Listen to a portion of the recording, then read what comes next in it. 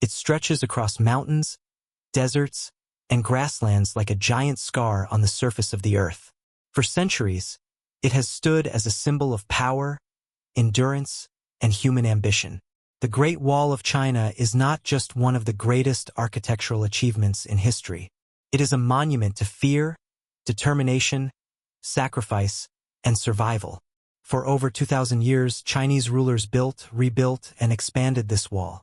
Millions labored to raise it. Thousands died constructing it. Empires depended on it. But why was it truly built? Did it really protect China? And how did a defensive barrier become one of the most iconic structures in the world? To understand the Great Wall, we must travel back more than 2,500 years, to a time before China was united. During the Warring States period, China was divided into rival kingdoms. These states constantly fought for dominance. Warfare was brutal and frequent. Armies clashed in open fields, cities were besieged, and borders shifted again and again. But the threat did not come only from within. To the north lived powerful nomadic tribes, skilled horsemen who moved swiftly across the vast Eurasian steppe. They were experts in mounted archery, capable of launching fast raids against farming communities. These groups, including the Xiongnu, posed a serious challenge to settled Chinese states. Unlike the agricultural societies of China, these nomadic tribes did not rely on fixed cities or farmland. They could not easily be defeated by capturing territory. They were mobile, adaptable, and relentless. In response, several Chinese states began constructing defensive walls along their northern borders. These early walls were not made of brick or stone. They were built using rammed earth, soil compacted tightly between wooden frames. Though simple, they were effective barriers against cavalry. These early walls were separate and disconnected. Each state built its own, designed only to protect its territory. There was no unified defensive system, not yet. That would change in 221 BCE. In that year, a young king named Yingzheng completed a brutal campaign of conquest. He defeated all rival states and declared himself Qin Shi Huang, the first emperor of China. For the first time in history, China was unified under a single ruler. Qin Shi Huang was ambitious, visionary, and ruthless. He standardized writing, currency, measurements, and even axle widths for carts to unify transportation. He built massive road systems to connect his empire. But his attention soon turned north. The Xiongnu remained a threat. Raids continued. Qin Shi Huang did not want separate defensive walls scattered across former rival states. He wanted one continuous barrier. So he ordered the connection and expansion of the existing walls. The scale of this project was unprecedented. Hundreds of thousands of workers were conscripted. Farmers were pulled from their fields. Soldiers were reassigned to labor. Prisoners were forced into construction. Entire communities were mobilized. Working conditions were harsh. The terrain was unforgiving. Steep mountains, rocky ridges, freezing winters, and scorching summers. Food was scarce. Tools were primitive. Many workers died from exhaustion, malnutrition, disease, and accidents. Some historians estimate that hundreds of thousands may have perished during the Qin construction efforts. Whether or not bodies were buried within the wall itself remains debated, but there is no doubt that immense human suffering accompanied its creation. The wall under Qin was primarily built from rammed earth and local materials. It was functional rather than beautiful. Its purpose was defense, nothing more. After Qin Shi Huang's death, his dynasty collapsed quickly. Rebellions spread across the empire. Yet the idea of a northern defensive barrier survived. The Han dynasty, which followed, expanded and strengthened the wall. Under the Han, China entered a golden age of trade and cultural development. The Silk Road flourished, connecting China to Central Asia, the Middle East, and even Rome. The wall became more than a military structure. It protected trade routes, controlled border crossings. It regulated migration and taxation. Watchtowers were added along the length of the wall. These towers allowed soldiers to monitor vast distances. Communication systems were developed using smoke signals during the day and fire signals at night. Messages could travel hundreds of kilometers in a matter of hours. a remarkable achievement for the ancient world. Over the centuries, dynasties rose and fell. Some invested heavily in maintaining the wall. Others neglected it. Parts crumbled into the landscape. In some periods, diplomacy replaced defense. At times, nomadic groups even ruled China themselves.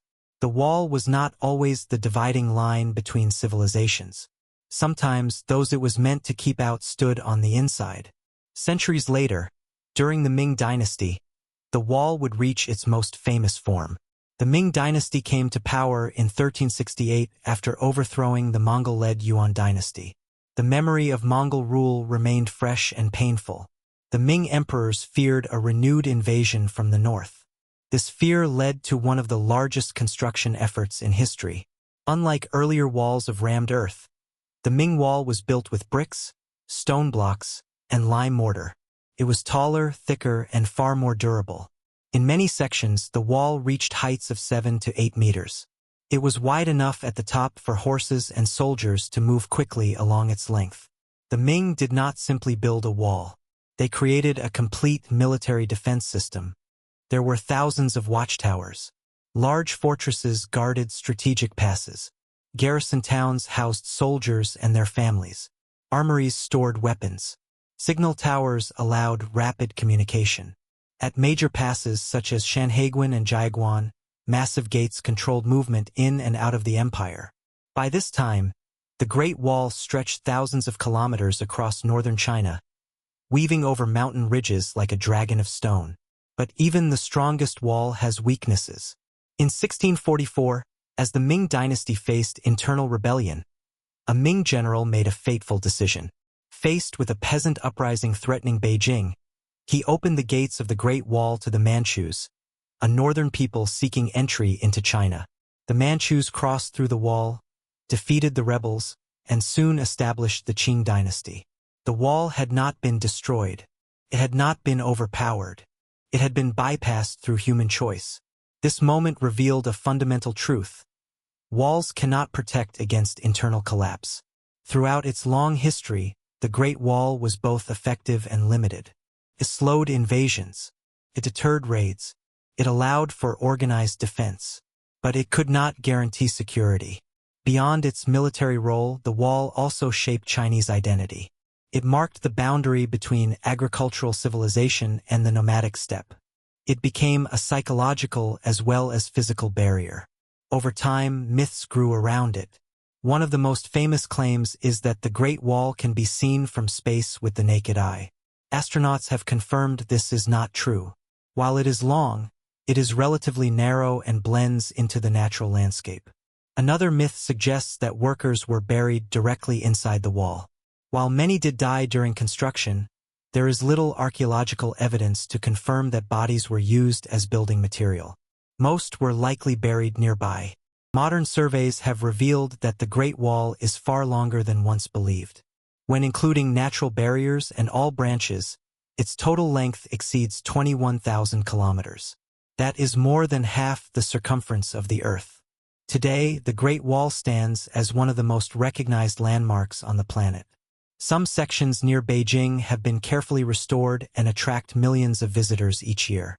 Other parts remain in ruins, slowly eroding under wind and rain.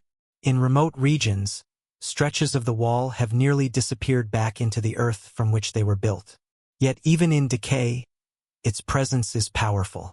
The Great Wall represents the determination of a civilization to defend itself. It reflects the fears of emperors and the labor of ordinary people. It tells a story of unity and division, of strength and vulnerability. It reminds us that monumental achievements often come at immense human cost.